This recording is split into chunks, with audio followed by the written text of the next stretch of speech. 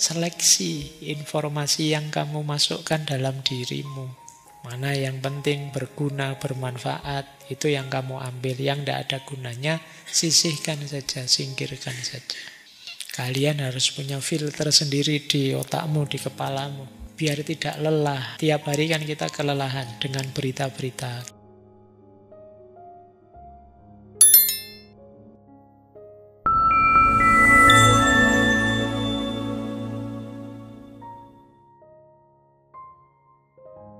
Oke, bismillah. Assalamualaikum warahmatullahi wabarakatuh. Bismillah.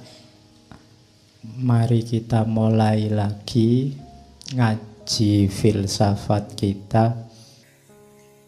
Oke, kita lanjutkan. Inilah konsep yang tadi saya sebut. Pembedaan antara intelektual profesional dan intelektual amatir. Kita kan biasanya nganggap yang amatiran itu belum sempurna. Yang mendalam itu yang profesional. Tapi kalau di Edward Said ini justru kalau bisa kita itu jadi intelektual yang amatir. Kalau intelektual profesional itu tunduk pada standar, aturan, kepentingan institusi di mana mereka bekerja. Itu kan profesional. Orang disebut profesional kalau dia tepat mengikuti aturan-aturan sesuai kepentingan tempatnya bekerja. Kemudian profesional itu biasanya menghindari resiko. Lebih milih karirnya naik terus stabil, reputasi, status. Itu profesional. Kemudian profesional itu kadang cenderung sempit. Jadi sempit itu ya dia ngertinya bidangnya saja sudah.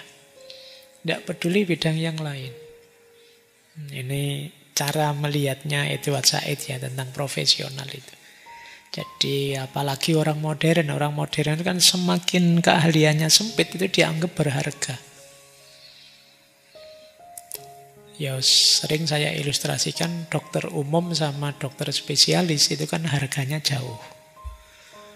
Kalau kamu ke puskesmas, ya dokter umum itu paling bayarmu berapa sekarang? 3.500. Sakit apa saja itu bisa 3.500, 5.000. Tapi begitu kamu berobat ke spesialis, itu harganya bisa 10 kali lipatnya, 100 kali lipatnya. Yang sini 3.000, yang sini bisa 300.000. Kenapa? Spesialis. Padahal spesialis itu bidangnya tambah sempit. Tapi ya dia merasa sangat mendalam di situ. Nah, profesional juga begitu. Profesional itu cenderung itu bukan keahlian saya Pak, itu bukan urusan saya. Kan itu politik Pak, saya kan filosof. Nah itu kan filosof. Terus jadi milih ke bidang itu profesional. Jadi itu intelektual profesional. Biasanya mengesampingkan tanggung jawab etis dan sosial yang lebih besar. Lebih tertutup, lebih egois. Ini profesional. Kebalikannya amatir. Intelektual amatir itu lebih bebas. Kalian kan misalnya kalau melakukan apa terus, kamu kok begitu? Saya kan masih amatir Pak. Kamu ngomong gitu kan orang masih memaklumi. Iya sih kamu belum profesional. Sepak bola yang amatir itu misalnya gak karu-karuan, jungkir balik. Itu kan kita, iyalah amatir. Tapi kan lebih seneng. Lebih menikmati sepak bola kan kamu ketika amatir di kampung dulu sama teman-temanmu. Bolanya ke utara, kerutuk-kerutuk ke utara semua. Bolanya ke selatan itu. Tapi begitu profesional, segalanya diatur. Apa sampai detail kecil diatur. Mungkin beda cara menikmati dan kebebasannya. Itu mungkin itu ilustrasinya yang dilihat oleh Edward Said. Orang yang diamatir itu biasanya masih banyak ingin tahu. Biasanya mereka cinta dengan ilmu, cinta dengan moral, keadilan. Dan yang amatir itu biasanya berani menyampaikan pandangan lintas batas. Tidak kukuh di perspektif profesionalnya. Orang-orang amatir juga tidak takut menyuarakan kritik meskipun tidak populer. Meskipun nanti orang menyebutnya tidak profesional. Misalnya kalian yang ilmunya fisika sih, tapi tiba-tiba mengkritik nahwu sorof misalnya. Terus kamu dimarahi orang, kamu ngerti apa? Loh saya kan meskipun tidak kuliah nahwu sorof pernah mondok, dikit-dikit ngerti lah. Terus orang kamu dituduh tidak profesional dan lain sebagainya. Justru kata Edward Said, amatir itu lebih bebas, lebih luas, lebih berani, lintas batas, menyuarakan kritik dan lain sebagainya. Sementara profesional itu sering terikat macam-macam. Oleh karena itu, menurut beliau ya kalau bisa para intelektual itu intelektual amatir saja. Jangan intelektual profesional. Mengapa begitu? Karena intelektual profesional itu kompromis dan pragmatis. Biasanya ya ingin nyari pragmatisnya saja. Pokoknya aturannya begitu ya begitu. Itu gaya profesional sudah. Saya tidak berani macam-macam karena sudah ada undang-undangnya seperti ini, aturannya seperti itu profesional. Yang kedua, kata Said, kadang-kadang intelektual profesional itu karena dia sudah nyaman, sudah enak di posisinya, mereka bisa menyensor dirinya sendiri agar tidak dikeluarkan dari lingkaran profesionalnya. Saya tahu ini salah. Tapi kalau saya sampaikan begitu saja, ini saya melawan banyak orang. Sudahlah, didiskon sedikit lah kebenarannya, tidak usah disampaikan semuanya. Ini menyensor dirinya sendiri. Ini khas intelektual profesional. Jadi bisa mengkompromikan kebenaran demi kepentingannya. Kemudian mengabaikan penderitaan orang banyak demi keuntungan pribadi. Makanya kadang-kadang ya kan sering kita lihat ada kasus-kasus itu, ya memang aturannya begitu. Dia kerjanya sih profesional, tapi apa ndak melihat? Ini loh nenek-nenek misalnya, apa ndak kasihan, dia miskin loh, ndak punya apa-apa, masa ngambil kayu sedikit saja terus divonis misalnya. Tapi yo yang memvonis sih profesional, undang-undangnya begitu, aturannya begitu. Nah, jadi mengabaikan situasi demi status quo. Kadang-kadang juga demi keuntungan pribadinya atau kelompoknya. Ada lagi ciri keempat, kata Said, para profesional itu biasanya kalau ngomong ruwet di level mereka. Jadi ya karena ilmunya mungkin dalam sekali, kita tidak paham dia ini ngomong apa. Kalau ditanya, oh kamu tidak level, kamu levelnya kan mesti begitu. Kata Said, ini tujuannya apa? Menjauhkan publik dari wacana-wacana penting. Biar dia saja yang punya kuasa. Biar dia saja yang pintar. Kamu ngerti apa? Mahasiswa semester 5 misalnya kan, kamu direndahkan. Nah, itu gayanya intelektual profesional. Makanya kan kalau kamu dituduh amatiran itu kan rasanya sakit hati. Kamu masih amatir. Nah, besok tidak usah sakit hati. Kamu madhabnya Edward Said. Jadi amatir itu sesuatu yang lebih utama dibandingkan profesional. Baik, ya amatir lebih punya keterbukaan, kepedulian, lebih mungkin berkembang. Sementara profesional lebih milih kenyamanan. Makanya beliau menyatakan seperti ini. Ancaman khusus bagi kaum intelektual saat ini, di barat maupun non-barat, itu bukan akademisi atau pegawai atau jurnalisme dan penerbitan yang komersial. tetapi sikap yang saya sebut profesionalisme. Yang saya maksud dengan profesionalisme adalah menganggap pekerjaan sebagai seorang intelektual sebagai sesuatu untuk mencari nafkah. Loh, kalau intelektual tadi diposisikan sebagai mencari uang, mencari nafkah, ya selesai. Kamu mikirnya gaji, nanti mau ngeritik macam-macam, loh nanti kalau gajinya dipotong, di PHK. Karena kamu posisikan hanya sebagai mencari nafkah.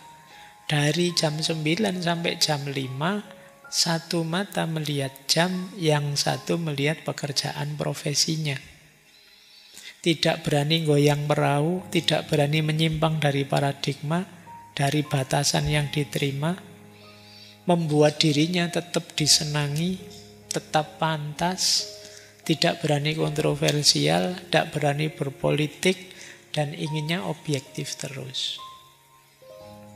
Ini gaya profesional yang dikritik oleh Edward Said. Jadi yang penting apa? Gajinya terjamin, nafkahnya tidak terpotong. Fokusnya ke sana akhirnya.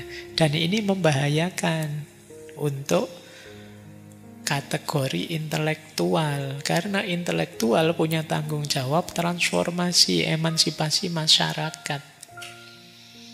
Kalau para intelektualnya hanya fokus pada keuntungan dirinya, kenyamanan dirinya, ya masyarakat akan stuck, bila perlu mundur. Ini PR ya untuk para intelektual. Semoga tidak profesional. Ini kalimatnya gak enak ya. Semoga tidak profesional. Maksudnya menganggap intelektualitas itu sebagai profesi saja, sebagai pencari nafkah saja. Kata beliau, seorang intelektual ideal bukanlah fungsionaris. Fungsionaris itu ya yang melayani organisasinya saja, atau orang yang mementingkan karirnya saja. Tapi orang yang pemikiran dan pekerjaannya dijiwai oleh rasa keadilan dan hasrat akan kebenaran. Ini untuk pengingat-ingat kalian ya, bahwa intelektual ideal itu kuncinya dua. Jiwanya, coraknya, keadilan dan kebenaran. Dia gelisah kapanpun, dimanapun ketemu fenomena ketidakadilan dan ketidakbenaran. Dia ingin bergerak, membawa situasi tidak adil, tidak benar itu ke arah yang lebih adil dan lebih benar. Kalau jiwa kalian punya corak seperti itu, kalian berbakat jadi intelektual. Tapi kalau kalian ingin jadi fungsionaris saja atau mementingkan karir saja, seperti tadi ingin jadi sarjana saja, ya berarti memang intelektual bukan ranahmu, bukan tipemu. Oke, kita lanjutkan. Ini 4 hal yang menggugurkan seorang intelektual dari status intelektualitasnya. Kata beliau, nothing disfigures the intellectual's public performance as much as, jadi tidak ada yang bisa menggugurkan performance seorang intelektual publik sebanyak 4 hal ini. Hati-hati kalian kalau melakukan 4 hal ini, berarti kalian sudah bukan intelektual lagi. Yang pertama apa? Trimming. Trimming itu seperti tadi ya, menyesuaikan, menyensor pendapat sendiri demi kenyamanan atau keamanan pribadi. Kamu tahu itu salah tapi tidak berani ngomong itu salah. Kamu tahu yang benar seperti apa, tapi kebenaran itu kamu simpan sendiri. Demi apa? Aman, Pak. Nyaman, Pak. Ini pertaruhan memang. Kalau kalian pemberani seorang intelektual, ya jangan teriming. Sampaikan kebenaran itu. Balighu anni walau ayah. Ada hadis begitu ya. Sampaikan kebenaran dari Nabi meskipun satu ayat. Qulil haqqo walau kana murron. Atau kan ada ayat itu yang artinya berbuatlah adil meskipun terhadap dirimu maupun orang tuamu maupun kerabatmu. Jadi ini biar tidak teriming. Kalau iya, iya. Kalau tidak, tidak. Disampaikan. Yang kedua, careful silence. Diam saja untuk hati-hati. Loh, kamu kan tahu itu salah. Kamu kan tahu itu keliru. Enggak, Pak. Nanti biar enggak rame, Pak. Biar tidak kontroversi, Pak. Biar tidak gonjang-ganjing, Pak. Lu kalau tanpa kontroversi, tanpa gonjang-ganjing, tanpa rame, ya tidak akan ada perubahan pada kebaikan atau kebenaran.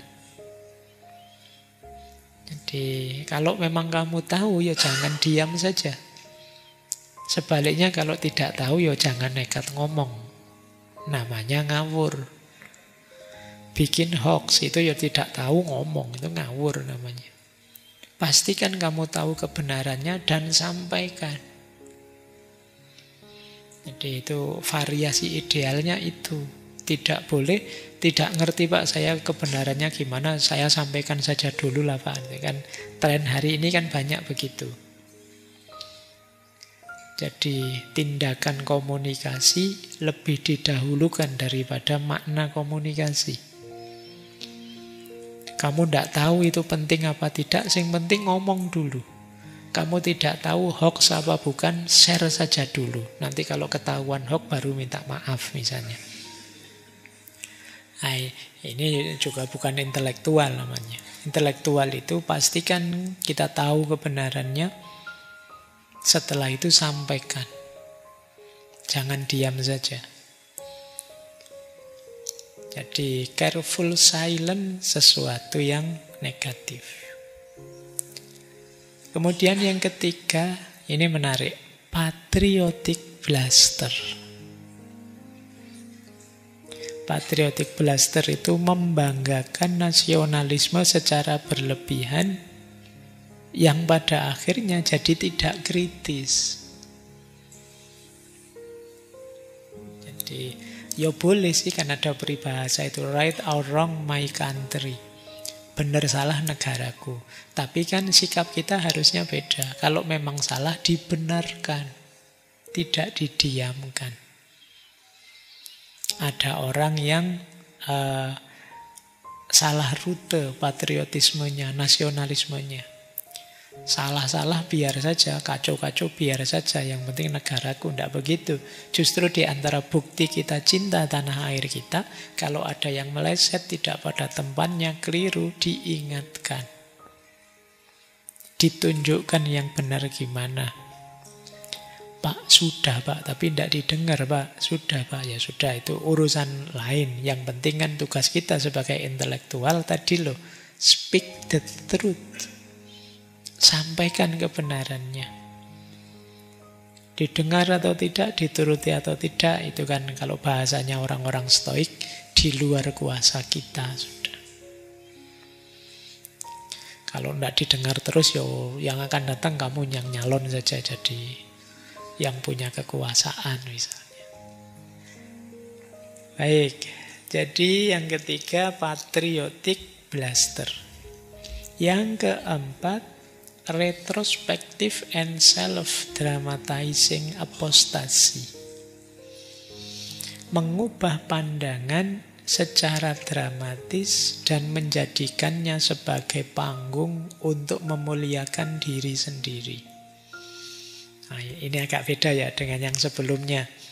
Yang terakhir ini kita acting saja. Acting jadi orang yang sangat kritis. Acting jadi orang yang menegakkan kebenaran. Atau kebalikannya. Acting ingin melakukan revolusi atau kontra revolusi. Tujuannya apa? Menaikkan ratingmu. Untuk apa? Menaikkan statusmu biar kamu dianggap intelektual beneran, biar kamu dianggap orang penting, biar kamu dianggap manusia yang mulia dan lain sebagainya. Ini namanya retrospective and self-dramatizing, apostasi. Jadi mengubah pandangan secara dramatis dan menjadikannya panggung untuk memuliakan diri sendiri. Jadi di antara cirinya seorang intelektual itu jujur, tulus, tidak dibuat-buat. Kalau dia bilang ada masalah, memang ada masalah, bukan cari-cari masalah. Jadi kalau memang ada problem, ya ada problem. Itu intelektual. Tidak karena saking bencinya, saking tidak sukanya, terus yang tidak masalah dibikinkan masalah, terus dia yang jadi pahlawannya, terus semua orang nganggap dia penting, tidak di situ. Kalau yang seperti itu namanya retrospective and self-dramatizing apostasi. Sewajarnya saja, apa adanya, sejujurnya saja. Kalau baik dibilang baik, kalau buruk dibilang buruk, terus tawarkan yang sebaiknya seperti apa. Itulah intelektual. Kita lanjutkan. Ini konsepnya menarik juga. Beliau punya konsep intelektual sebagai eksil. Jadi eksil itu orang yang meninggalkan tanah airnya. Beliau juga ngalami begitu. Nah, di sini beliau mengkonsep eksil ini sebagai metafor. Intelektual itu karena gayanya seperti tadi, itu seringkali dia jadi asing. Terasing dari masyarakatnya. Orang menganggap dia aneh. Ini orang ini maunya apa sih? Kok beda sendiri? Ini intelektual sebagai eksil. Kok aneh-aneh sih? Wong yang lain ndak apa-apa loh. Kok dia sendiri yang heboh misalnya ini. Terus dia jadi terasing. Dia jadi menyendiri. Pada akhirnya dia berposisi marginal. Tersisihkan. Tapi kata Edward Said, tidak apa-apa posisi marginal itu. Itulah pentingnya tadi loh kita menyebut mengambil jarak biar objektif. Disisihkan berarti kita akan terpinggirkan. Nah, setelah dipinggir kita bisa melihat yang tengah secara lebih objektif. Jadi di situ pentingnya posisi marginal. Tadi kan kita bilang, intelektual ya jangan terlibat terus dalam keseharian. Pentingnya posisi marginal. Harusnya dengan gaya seperti tadi, ngomong dengan berani, mana tidak adil, mana adil, menegaskan kezaliman dan lain sebagainya, itu mungkin kita secara otomatis dianggap orang aneh. Yang itu kemudian tersisihkan. Tapi justru dengan jarak kita bisa lebih objektif. Kalau terlalu terlibat, seperti saya bilang di depan, kita sulit bisa berpikir jernih. Jadi intelektual itu adalah seorang ekspatriat, seorang eksil, seorang yang jauh dari tanah airnya. Dalam tanda petik. Kalau Edward Said sendiri ya mengalaminya langsung. Beliau memang jauh dari Palestina, tempat dia lahir. Tapi kata-kata ini dipakai untuk menjelaskan seorang intelektual yang tidak sepenuhnya diterima oleh masyarakatnya karena daya kritisnya. Sehingga dia diposisikan marginal. Tapi justru di posisi marginal itulah dia bisa membaca masyarakat secara lebih objektif. Bayangkan kalau intelektualnya sangat terlibat, misalnya akhirnya jadi RT, jadi RW, ikut kerja bakti misalnya, karena ya mungkin terus sibuk dengan kesehariannya, melupakan refleksi mendalamnya. Baik, jadi ini aktivitas-aktivitas, representasi-representasi seorang intelektual. Masih sanggup? Kelihatannya kok sudah pesimis.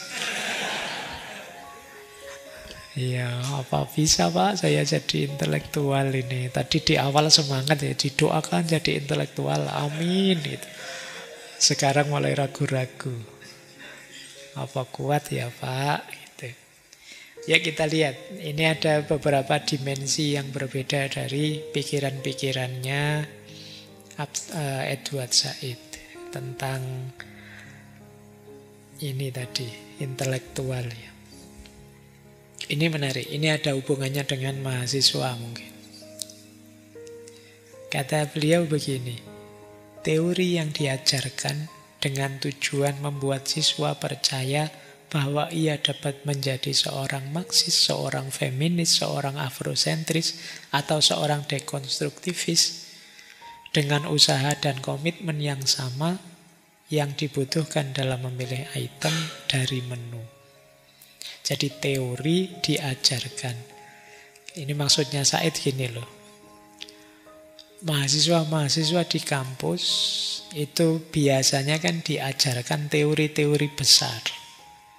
Diajari Marxisme, feminisme, afrosentris. Kayak kita ngaji filsafat ini teori-teori besar diajarkan. Tapi harusnya teori-teori ini itu menjadi satu gerakan transformasi, menjadi satu upaya transformatif dengan komitmen intelektual politik yang mendalam. Tapi di kampus-kampus, teori-teori ini seolah-olah diajarkan kayak orang milih menu di warung, di restoran. Kalian kan kadang setelah, wah saya Marxis saja deh Pak, wah saya feminis Pak, saya kira kayak ngono. Tapi yang ngomong dok, itu loh. Kalian sudah merasa Marxis dengan ngerti teorinya Karl Marx. Kalian sudah merasa feminis dengan ngerti mungkin teorinya Simone de Beauvoir, teorinya siapa. Jadi kalian itu datang ke kampus, lihat kurikulum ada menu seolah-olah saya ini saja, saya itu saja kan. Seolah-olah kayak milih menu makanan. Padahal ini transformasi diri, transformasi sosial. Tidak bisa hanya diklaim lewat saya sudah ngerti Pak, saya sudah paham Pak. Jadi ya bahasanya Edward Said kok cik gampang ya kamu ngaku Marxis, kamu ngaku feminis, kamu ngaku dekonstruktivis. Wong dekonstruksi wae ndak paham kamu. Jadi ini penyakitnya kampus, kata Edward Said. Banyak orang hanya membaca buku terus paham, merasa sudah menjalankan.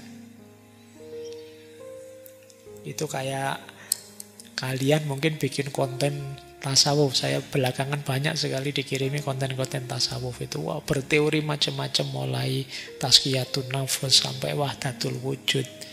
Tapi wong kamu subuhe jam 7.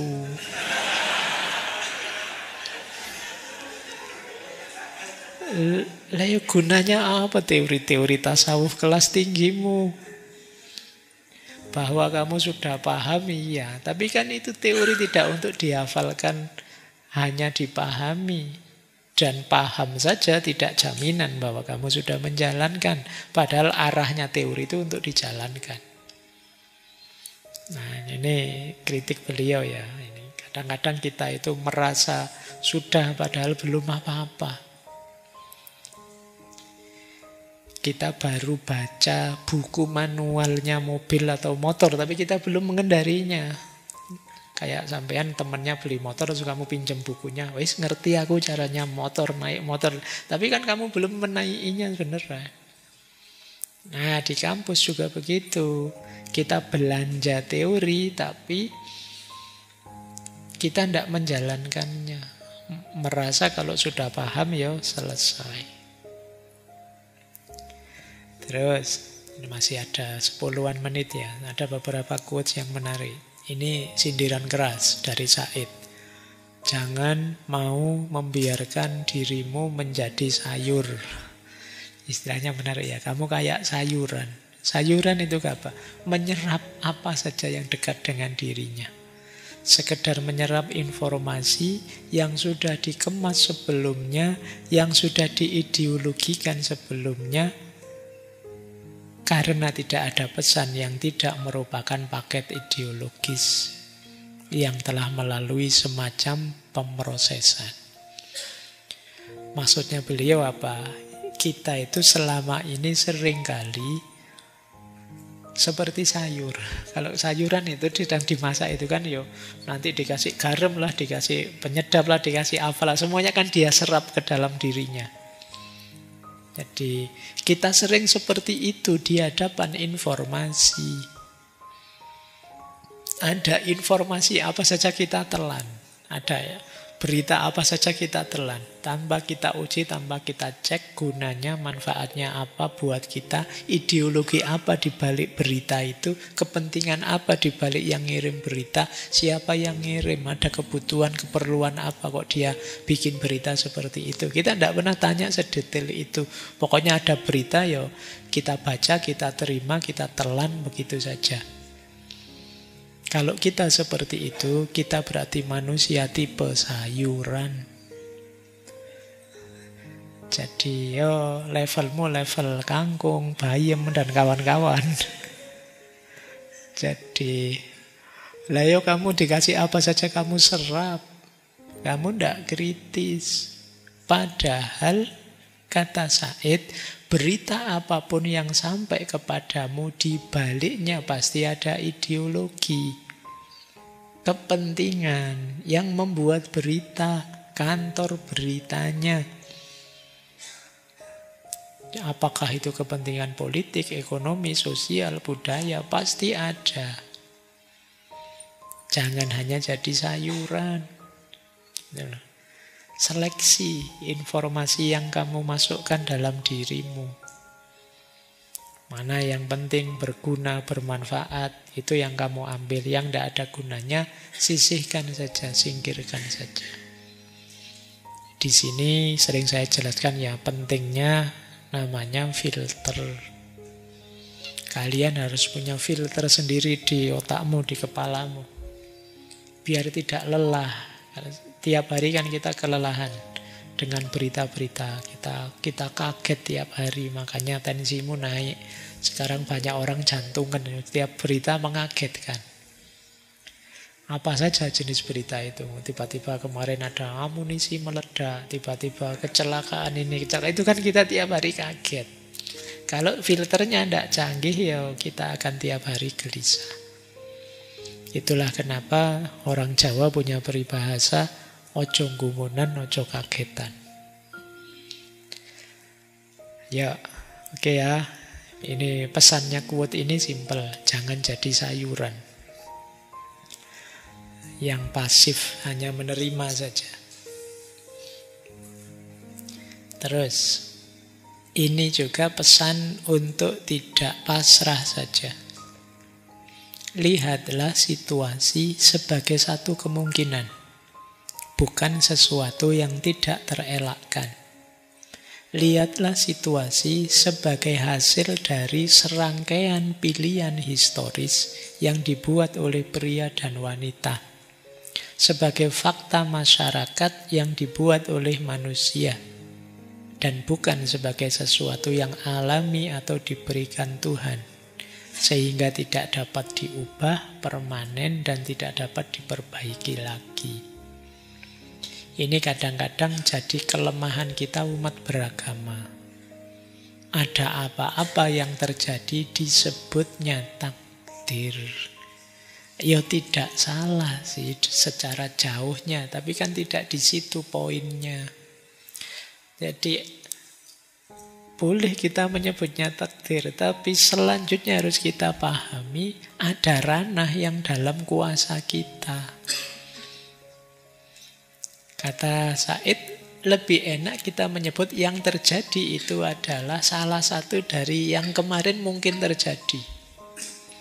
Yang itu hasil pilihan-pilihan kita sebelumnya, pilihan-pilihan manusia sebelumnya, yang masih bisa diubah, masih bisa diulang, dikembalikan lagi. Karena kalau begitu kita state sebagai takdir yang final, yang tidak bisa diubah, maka kita akan diam, tidak ingin melakukan perubahan. Pak, mungkin memang kehendaknya Allah begitu, Pak. Ya selesai kalau kamu sudah tiba-tiba jujuk ke situ. Jadi masih ada ranah yang kita oleh Allah diberi kemampuan memilih. Jadi misalnya ya kayak ngaji ini, minggu depan enaknya libur apa tetap ngaji sesuai jadwal, itu kan kita bisa milih sebenarnya. Jadi yang terjadi dalam hidup kita saat ini itu salah satu kemungkinan dari kemarin yang masih mungkin.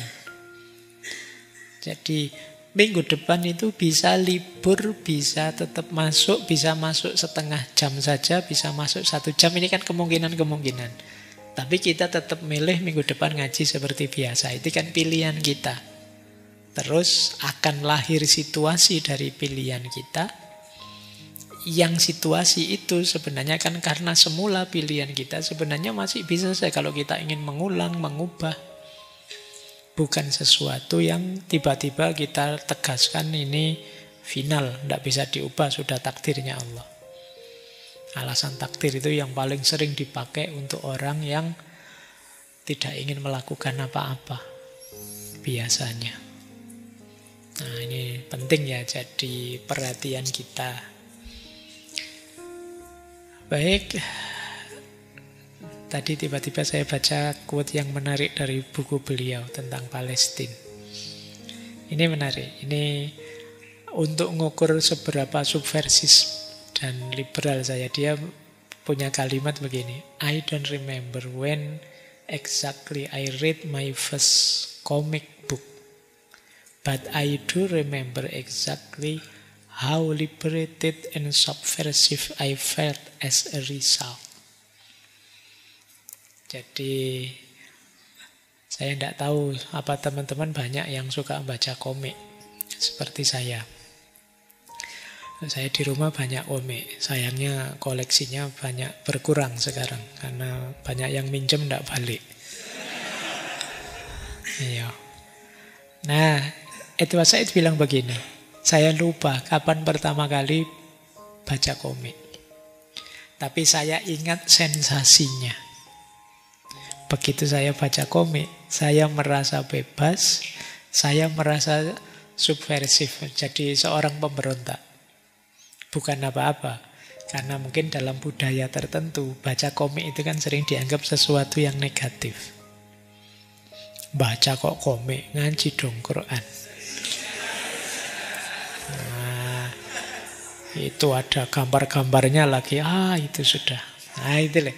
Jadi dia merasa ketika dia baca komik itu lupa komik apa, kapan bacanya. Tapi sensasinya masih saya ingat. Ketika diam-diam baca komik itu saya rasanya bebas. Bahwa bebas dari aturan. Kemudian saya rasanya subversif ini. Saya kayak pemberontak. Jadi melakukan sesuatu yang secara normatif dianggap tabu, dilarang. Itu dia merasakan sensasinya. Nah saya tidak tahu kalau dalam hidupmu apa. Tapi ada, coba jangan sesuatu yang sudah jelas negatifnya ya. Cuma mau nyebak saya ingin merasakan sensasi ya ojo. Yang jelas haram ya jangan. Cuma ini kan ada unsur artnya, seninya, komiknya. Tapi di masyarakat beliau itu mungkin dianggap sesuatu yang negatif. Membaca ya buku atau ngaji Al-Quran, jangan komik. Nah, cuma beliau nabrak itu dan beliau merasa ternyata seasik ini ya jadi pemberontak, jadi orang yang merdeka.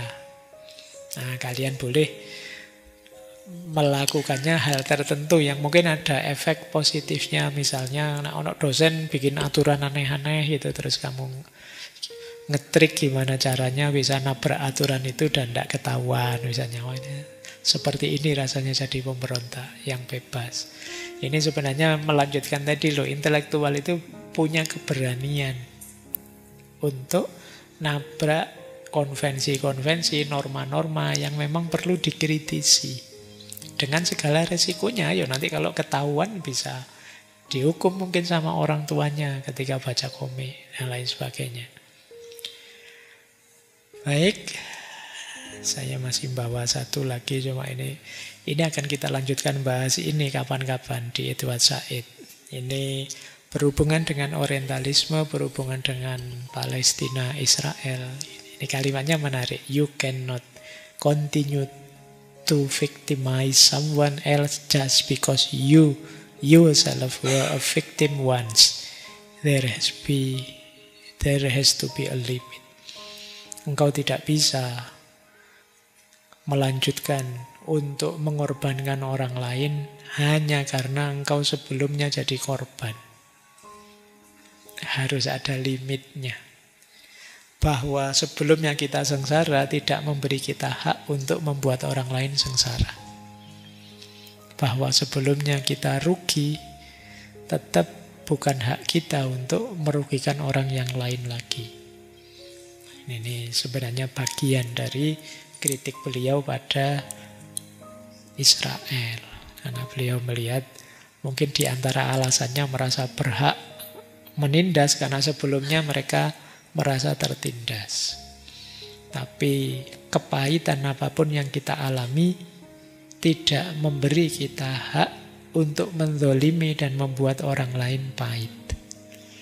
Nah, ini boleh kalian renungi ya, ini quote ini. Tapi yang seperti ini mungkin pada saatnya akan banyak kita bahas ketika nanti kita mungkin membahas buku beliau yang lain, seperti buku Orientalisme.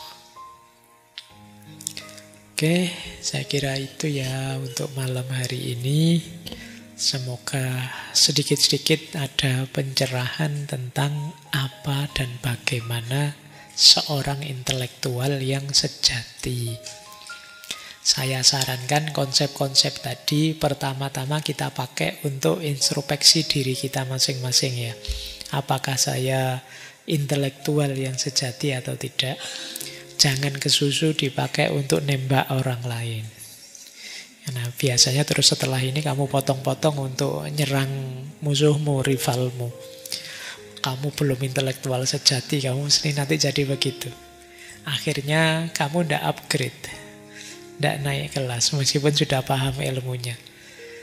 Semoga nasibnya konsep intelektual ini tidak seperti nasib teori yang digambarkan Said tadi. Kamu ngaku Marxis lah, kamu ngaku apalah, ternyata ya hanya ngaku saja, tidak ada prakteknya. Baik, saya kira itu ya untuk malam hari ini. Minggu depan nuansanya agak berbeda, kita masuk ke dunia yang jauh lebih dalam. Kita akan membahas tentang mursyid. Ini konsepnya kebalikannya. Kalau ini sangat luar, besok sangat dalam. Tentang apa dan bagaimana mursyid dalam tradisi tasawuf. Saya kira itu dulu untuk malam hari ini. Kurang lebihnya mohon dimaafkan. Wallahul muwaffiq, wallahu a'lamu bissawab.